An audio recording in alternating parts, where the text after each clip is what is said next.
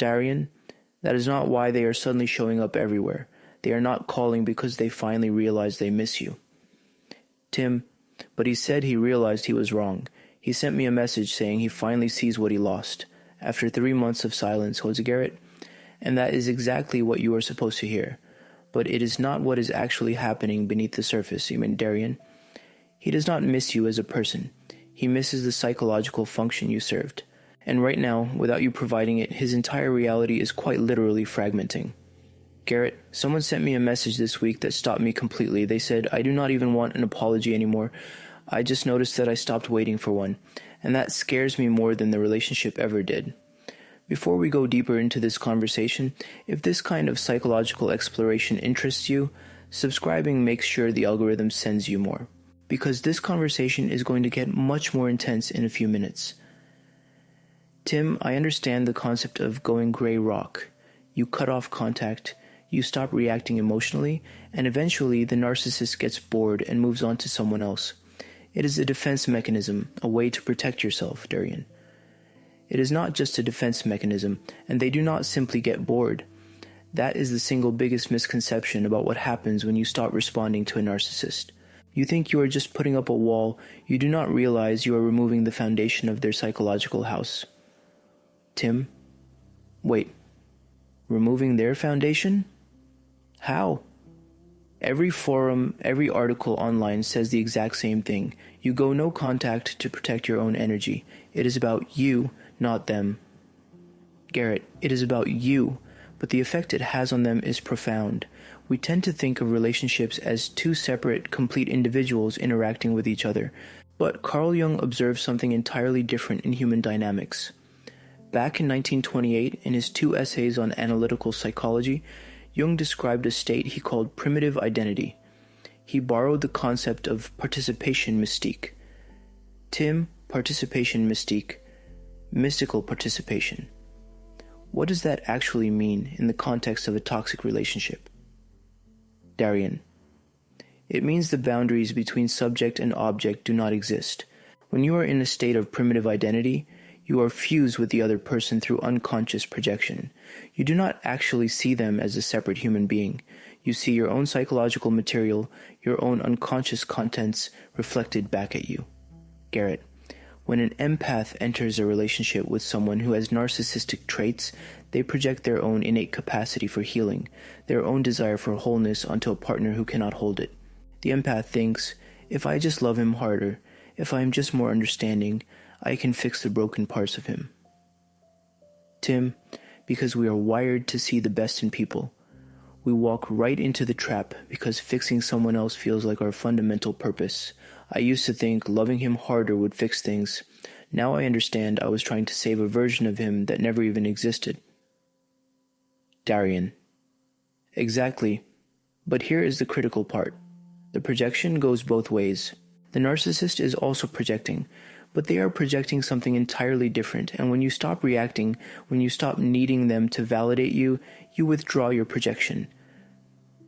Tim? Okay, so I withdraw my projection. I stop seeing them as someone I need to fix. I stop waiting for them to validate me. How does that destroy their foundation? They still have their own ego, right, Garrett? That is where you are wrong. And this is where the conversation shifts. Because to understand why they panic when you stop reacting, you have to understand what a narcissistic personality actually is at its core, said Darian. Have you ever heard of Heinz Kohut? Tim. The psychoanalyst? I have heard the name.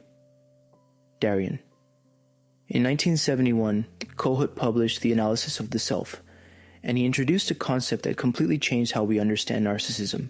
He called it the selfobject. Tim, selfobject. One word. Darian. One word. For someone with a healthy psychological structure, other people are separate entities with their own needs and inner lives. But for a person structured narcissistically, the other person is not a separate individual. The other person is a self-object. Garrett, think about what that word implies. You are not a subject to them. You are an object that performs a function for their self, and that function is mirroring. Tim, mirroring, you mean reflecting back their grandiosity? Telling them how great they are? Garrett. It goes much deeper than just compliments. The mirroring function is what regulates their self-esteem.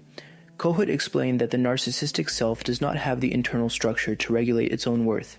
It relies entirely on the external world, specifically the self-object, to do it for them. Darian. When you react to them, whether you are praising them, fighting with them, crying over them, or visibly distressed by their actions, you are providing the reflection they need to know they exist. Your emotional reaction is the mirror that confirms their reality. Tim. Wait, so even when I was crying, even when I was begging them to understand how much they hurt me, I was giving them what they needed? Garrett. Yes. In clinical psychology today, experts like Ramani Durvasula refer to this as narcissistic supply. The narcissist depends on this supply, this constant feedback loop of your emotional reaction to maintain their psychological equilibrium. Tim, so when I go gray rock, when I stop reacting, I am not just ignoring them. Darian. No, you are taking away the mirror, you are removing the self-object, and without the self-object to regulate them, they do not just get angry, they begin to fragment. Kohut described this as a temporary fragmentation of the self. They experience a profound psychological panic because their internal structure cannot hold itself together without your reaction. Tim. That explains so much. When I finally stopped seeking his approval, when I just gave up and stopped reacting, he did not get angry right away. He got confused. It was like the script stopped working and he did not have a backup one. He looked at me like he did not know who I was anymore.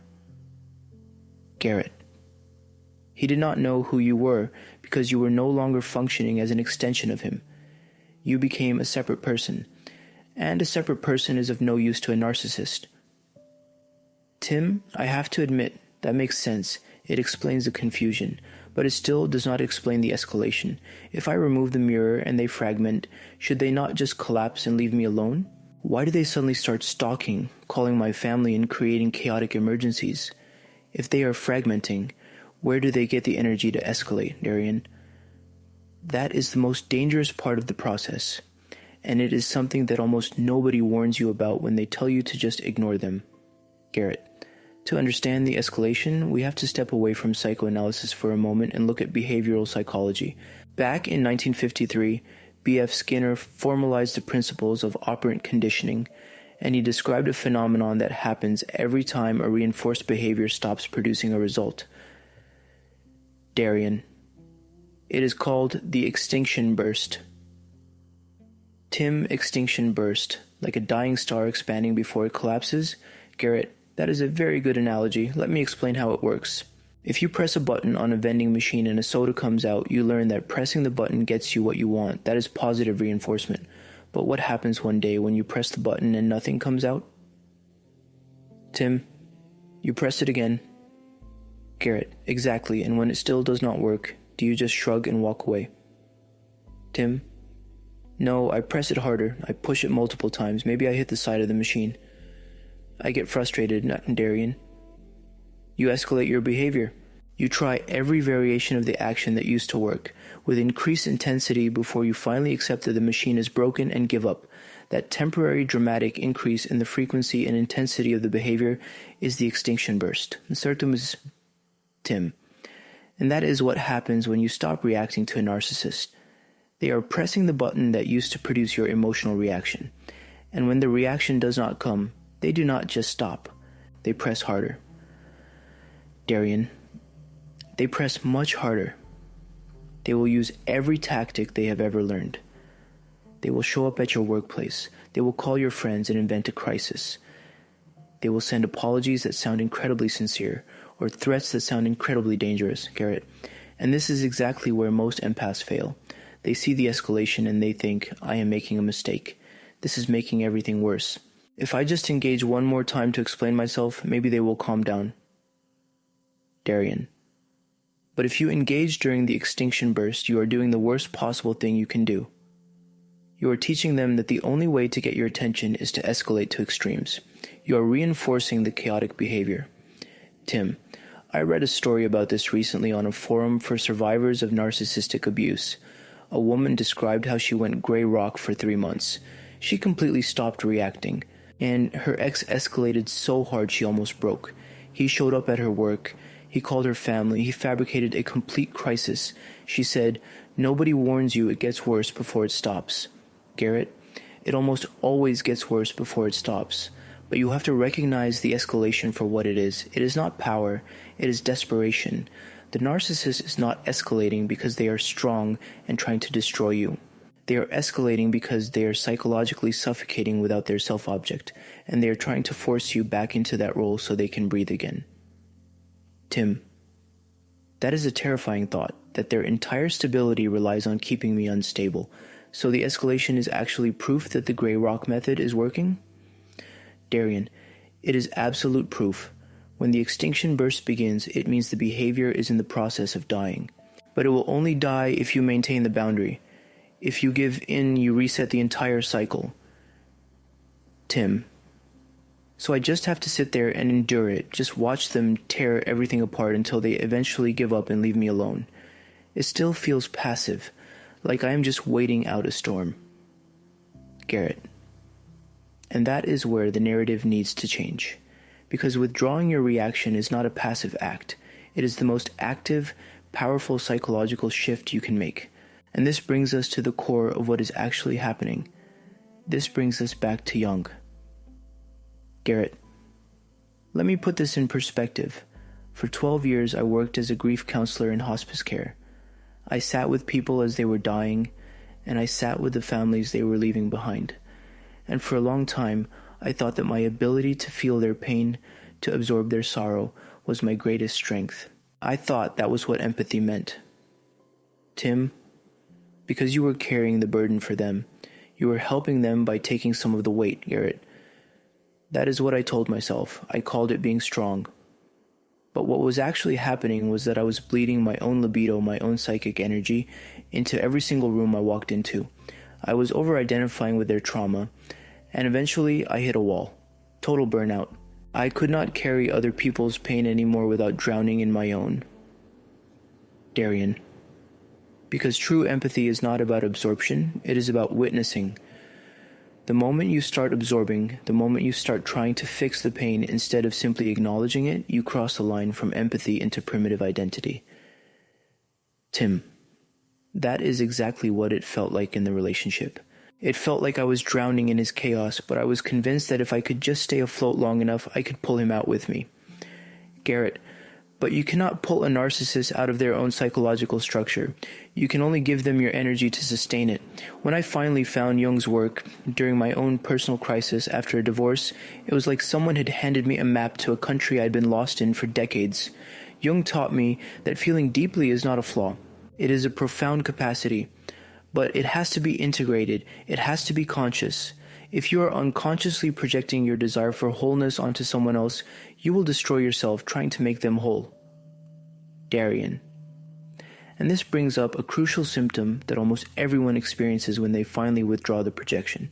They do not just feel tired, they feel an overwhelming, terrifying sense of isolation. Tim. The pathological loneliness. I read about that. Someone wrote, the withdrawal symptom nobody talks about is not missing him. It is missing the intensity, missing the chaos that I mistook for chemistry. Garrett. Yes, when you have been functioning as a self-object for a narcissist, your entire nervous system becomes calibrated to their volatility. You get addicted to the highs and lows, the intermittent reinforcement. When that stops, your brain goes into withdrawal, exactly like coming off a substance, Darian. The silence feels deafening, because the silence is not just the absence of the narcissist. The silence is the space where your own psychological material is finally asking to be felt. For years you used the chaos of the relationship to distract yourself from your own unresolved wounds. Tim, so the loneliness I feel right now, it is not because I lost my soulmate. It is because I am finally alone with myself. Garrett. You are alone with the parts of yourself that you are trying to heal by proxy. You are trying to heal your own wounds by fixing him. Now, there is no more proxy. There is just you and the work that needs to be done. Darian. And that is why the empath often goes back. That is why they break the gray rock. Not because the narcissist's extinction burst is so persuasive, but because the empath cannot tolerate the silence of their own mind. They go back to the chaos because the chaos is familiar and the self-confrontation is terrifying. Tim, I almost did. During the 3rd week of silence, when he was calling my family and showing up at my work, I almost picked up the phone. Not to yell at him, just to make it stop. I thought if I just answer, the pressure will release. The tension will drop. Garrett. But if you had answered, the tension would not have dropped. The cycle would have simply restarted. You would have plugged the mirror back in, the self-object would have resumed its function, and its fragmentation would have stopped at the expense of your own energy. Tim, that is exactly what would have happened, and I knew it. That is the only thing that kept me from picking up the phone. I realized that my own survival depended on letting him fragment Darian. And that is a profound realization. Letting him fragment. Because the narcissist is not doing this to you. The narcissist is doing this to survive their own internal structural collapse. Garrett, in modern clinical terms, this is what Ramani Durvasula talks about when she describes the absolute necessity of radical acceptance. You have to accept that the narcissistic personality structure is fundamentally rigid. It does not change because you love it enough. It does not change because you explain your pain eloquently. It only adapts its manipulation tactics based on the supply available. Tim, so they are just running a script, a survival script based on extracting supply. Darian, it is a psychological algorithm. If action A produces supply, repeat action A. If action A stops producing supply, escalate to action B. If action B fails, fabricate crisis C. It is entirely predictable once you understand the underlying mechanism. Tim, then why does it feel so personal? Why does it feel like they know exactly which buttons to push to destroy me? Garrett, because they do know which buttons to push, but they do not know it because they understand you as a complex human being. They know it because they have spent the entire relationship mapping your reactions. They are emotional cartographers. They have mapped every trigger, every insecurity, every boundary that you are willing to compromise, Darian. They do not push the button because they care about your inner life.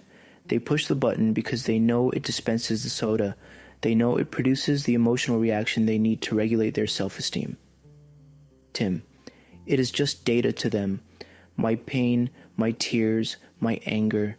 It is just data proving that they exist and have an impact on the world. Garrett, that is the chilling truth of the self-object dynamic. Your distress is their oxygen. Darian, and this is why the empath is the perfect target, because the empath is overflowing with emotional oxygen.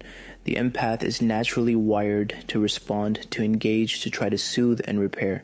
The empath is a limitless reservoir of narcissistic supply until the empath finally wakes up to him. But here's what I struggle with. When we talk about them running a script or seeking a self-object to regulate their self-esteem, it makes it sound almost clinical, almost innocent, like they are just machines trying to function. But it does not feel innocent when you are on the receiving end of it. It feels malicious. It feels like they know exactly how much they are hurting you and they enjoy it, Darian.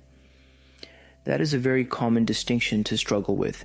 The difference between conscious malice and structural deficit.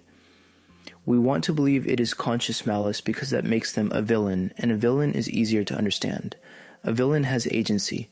If they are a villain, then they are choosing to hurt you, which means they could choose to stop. Garrett, and that is the trap. If you believe they are choosing to hurt you out of conscious malice, you stay engaged in the dynamic, trying to convince them to make a different choice. You try to reason with them, you try to appeal to their empathy, but you are appealing to a structure that does not exist. Tim, so you are saying they do not know what they are doing. They do not know they are destroying the people who love them. Garrett, oh, they know they are causing pain. They see your tears. They hear your words. But they do not experience your pain as a shared human reality. They experience your pain as data, as evidence of their own impact. Jung's concept of the shadow is really important here. Tim, the shadow, the hidden, repressed parts of the psyche. Garrett, yes, in a neurotypical person, the shadow contains the parts of themselves they do not want to acknowledge, but they still have a central ego structure that mediates between the shadow and the outside world. In a narcissistic structure, that central mediation is deeply impaired. Their shadow is completely unintegrated. They project all of their own shame, all of their own inadequacy directly onto you. Darian, when they are attacking you, when they are tearing you down, they are actually attacking the projected parts of their own unintegrated shadow. They are punishing you for holding the feelings of worthlessness that they cannot tolerate within themselves. Tim. So when he told me I was the one who was unstable, when he told me I was too sensitive and making everything up, he was talking to himself? Darian. He was talking to the projection of his own instability. And because of the primitive identity, because you were fused with him, you accepted that projection. You took it in. You started believing you were the unstable one, Tim. I did, I really did. I spent months in therapy trying to fix my own instability, trying to figure out why I was always overreacting. Garrett, that is the insidious nature of participation mystique. You do not just reflect their grandiosity, you also absorb their toxicity. You become the container for all the psychological waste they cannot process. Tim, and when I go gray rock, when I stop reacting, I am refusing to be the container. Darian. Exactly. You close the container, and suddenly, all of that unintegrated shadow material, all of that shame and instability has nowhere to go. It bounces back onto them. They are forced to confront their own emptiness, their own profound deficit, without a self-object to process it for them. Tim. No wonder they escalate. It is literal psychological terror for them. Garrett, it is terror. Kohut noted that the narcissistic self is perpetually hovering on the edge of fragmentation. Your presence, your reaction, is the only thing keeping them glued together. When you withdraw, you're not just walking away. You are forcing them to experience the reality of their own psychological structure. Darian. And that is why the extinction burst is so violent. It is not just a temper tantrum because they did not get their way. It is a desperate, frantic attempt to stave off psychological annihilation. They will do anything, say anything, cross any boundary to force you to open the container again and take their pain away from them. Tim. It is almost tragic. If you look at it objectively, it is a tragic way to exist. Garrett, it is profoundly tragic, but empathy for the tragedy cannot come at the expense of your own survival. That is the lesson that took me 12 years in hospice care to learn. You can recognize the tragedy of someone's psychological structure without offering yourself up as a sacrifice to fix it. Tim, I want to talk more about this idea of libido, this psychic energy, because when I finally did stop reacting, when I got through the extinction burst and the silence set in, the physical exhaustion was unlike anything I have ever experienced. It was not just emotional, my body physically hurt. Garrett. That is a very real, documented phenomenon.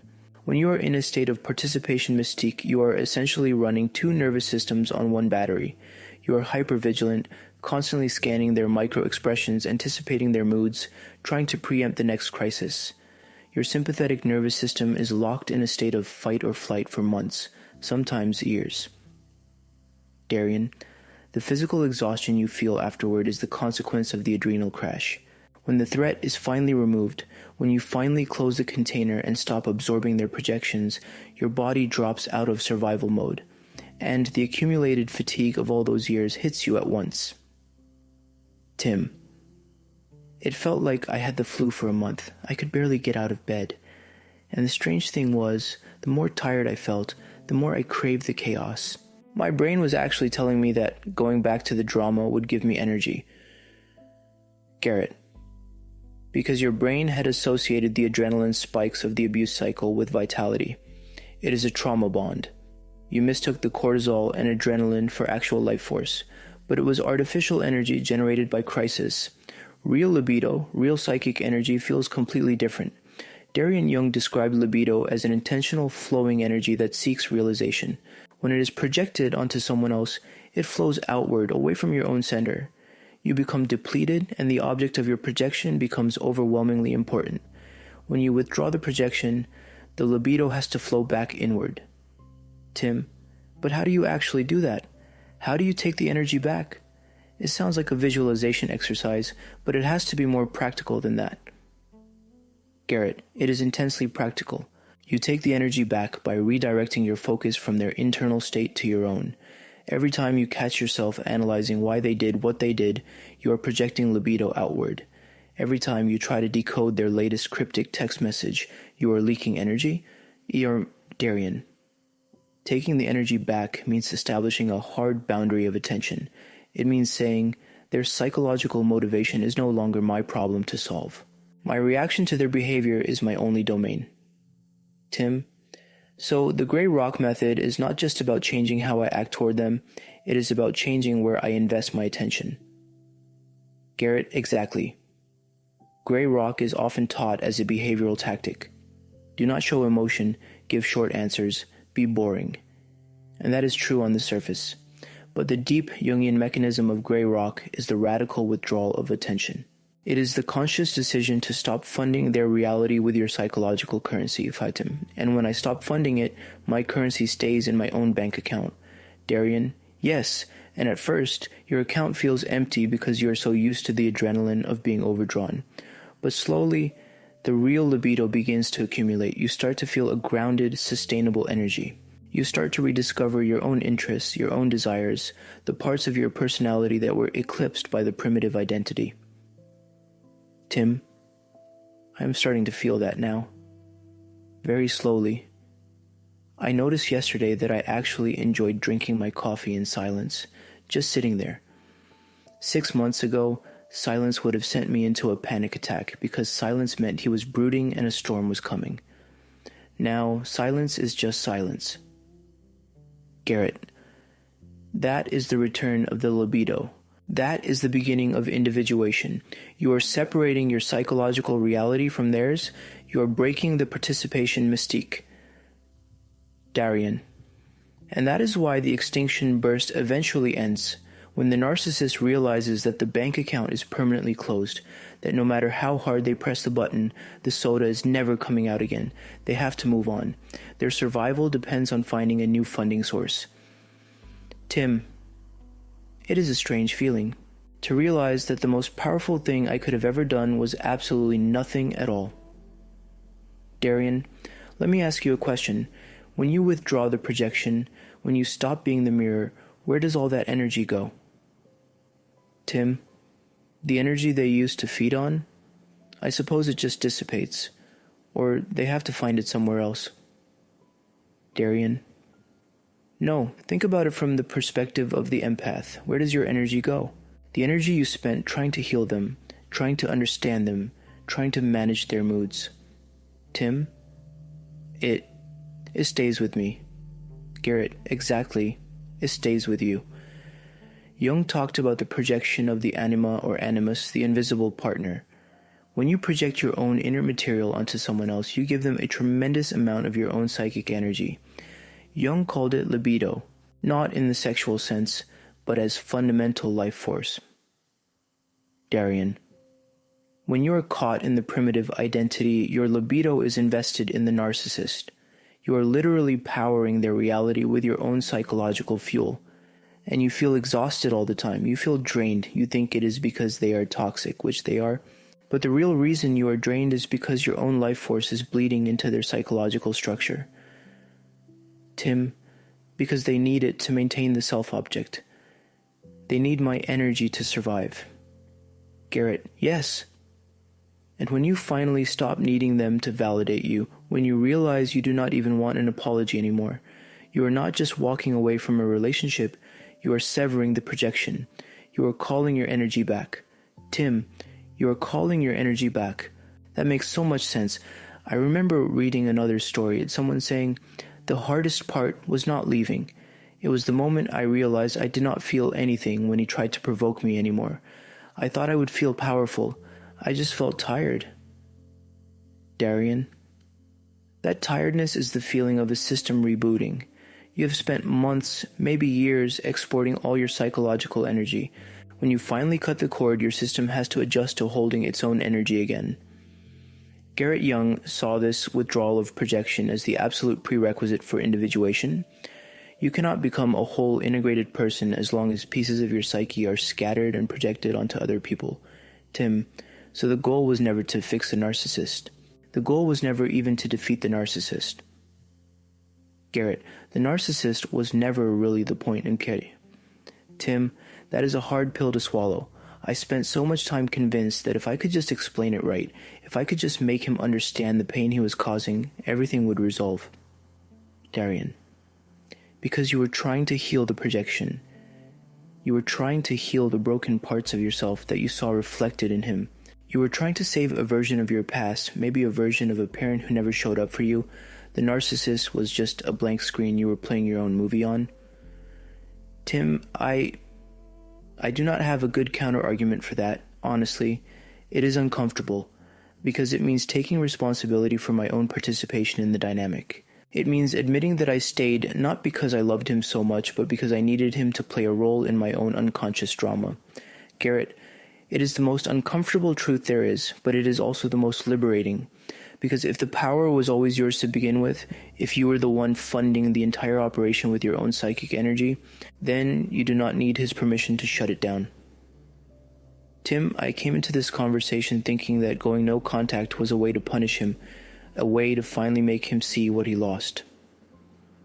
Garrett, do you remember what you said at the very beginning of this conversation? Tim, I said he realized he was wrong and finally sees what he lost. Garrett, yes, and that is exactly the narrative the ego wants to hear. It wants to believe that the other person is sitting there, overwhelmed with regret, recognizing your inherent value. But that is still you, needing him to mirror your worth back to you. Even in his absence, you are still asking him to be the self-object. Tim, wow, that is terrifyingly accurate. I'm still using him to validate me just by hoping he regrets losing me. Darian, which is why the final step of breaking the cycle has absolutely nothing to do with him. The final step is accepting that his regret or his lack of regret is entirely irrelevant to your psychological wholeness. Tim, I see that now. I cannot refute it, and honestly, I do not want to try anymore. It feels like a massive weight has just been lifted. Because I was holding on to the anger as a way to stay connected to him, I was using the anger as a substitute for the primitive identity. Garrett, and when you let that go, you are finally free. Tim, but waking up is a process. It is not a single moment of clarity. It is a slow, agonizing realization that everything you invested your energy into was an illusion. Garrett, yes, and that realization requires a period of profound mourning. You have to grieve, not just for the relationship, but for the illusion. You have to grieve for the version of them that you projected into existence.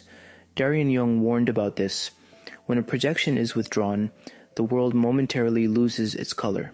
The object of the projection, the person you thought was a god or a demon, suddenly becomes painfully ordinary.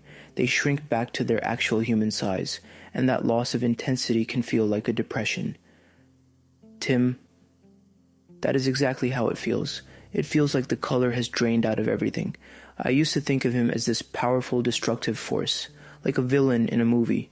And now, when I think of him, I just feel pity. I see a profoundly damaged person running a desperate survival script. Garrett. And that shift from fear to pity, from engagement to observation, is the definitive proof that the primitive identity has been broken. You are no longer fused. You are standing outside the dynamic, watching it happen. Tim, I see it now. I see the whole architecture of it. He needed me to react because my reaction was the only thing holding his fractured self together. And I needed to heal him, because his brokenness was a mirror for my own unhealed wounds. We were perfectly matched in our pathology. Darian, a perfect psychological lock and key, the narcissistic defense mechanism and the empathic over-identification. Tim, I started this conversation thinking that gray rock was a tactic to win a war. I thought if I just held out long enough, he would realize what he lost and I would be victorious. But the truth is, there is no war to win. There is only a projection to withdraw. Garrett, there is no war to win. And the moment you stop fighting, the moment you stop needing the victory, is the moment the dynamic collapses entirely. Darian, think about the extinction burst again. When the vending machine stops dispensing soda, you eventually stop pressing the button. You walk away. The narcissist eventually walks away too. When the extinction burst fails to extract supply, their psychological survival dictates that they must find a new self-object. Tim, they move on, just like that, as if the years we spent together meant nothing. Garrett, it meant everything to their survival at the time, but a mirror is replaceable. When one mirror breaks or goes dark, they simply find another one. It is not a reflection of your worth. It is a reflection of their deficit. Tim, it is hard not to take it personally, though. Seeing them immediately mirror someone else, seeing them run the exact same script with a new target, it feels like a final insult. Darian, it is only an insult if you are still identified with the role of the ultimate healer, if you still secretly believe that you are the only one who could save them. But once you accept that you are playing a function, you realize that the new target is just stepping into the exact same trap. There is no salvation in that dynamic, only a transfer of energy. Garrett, I remember a patient I had in hospice. He had spent his entire life trying to win the approval of a narcissistic father. He was successful, wealthy, respected by his peers. But on his deathbed, all he could talk about was how his father never told him he was proud. He spent his final days consumed by the lack of a reflection from a mirror that had been broken from the start. Tim. He spent his whole life waiting for a self-object function from someone who was using him as one. And Garrett, exactly. And that is the tragedy. You can spend your entire life waiting for an apology, waiting for closure, waiting for them to finally see you. But they cannot see you. They do not have the structural capacity to see you. And waiting for them to develop it is a profound waste of your own libido. Minduat, Tim. So the only way out is to stop waiting, to literally just pack up your psychic energy and leave the building. Darian. You pack up your energy, you integrate the projection, and you turn your empathy inward. You start giving yourself the validation, the mirroring, the healing that you were so desperately trying to extract from them. Tim, I understand now. The power was never in the confrontation. The power is in the withdrawal. It is in the quiet, unannounced decision that I simply do not need this dynamic to exist anymore. Garrett. And that decision, that quiet withdrawal, is the most powerful thing you can do, because it does not just neutralize the narcissist, it liberates the empath. Tim, I came into this conversation with a certainty. I thought I knew how the game was played. I thought I just needed a better strategy. I walk out of this conversation realizing that the game itself is an illusion, and the second realization is infinitely better. Garrett, you do not confront a narcissist to win. You withdraw your projection, you take your energy back, and you let their lack of internal structure collapse on its own. That is the only victory that matters. Garrett, if this conversation shifted how you see your own past, if it gave you a framework for understanding what you survived, there is a super thanks button right below this video. This channel is entirely supported by people who recognize that this kind of deep psychological exploration is rare, and who want to ensure we keep having these conversations. You are not just a viewer, you are a part of the process of uncovering these truths. Garrett, and before you go, I want to hear from you. Which voice convinced you today? Did you start out agreeing with the idea of gray rock as a defense and shift to seeing it as the withdrawal of projection? Have you experienced the extinction burst in your own life? The conversation continues in the comments. Let us hear your story.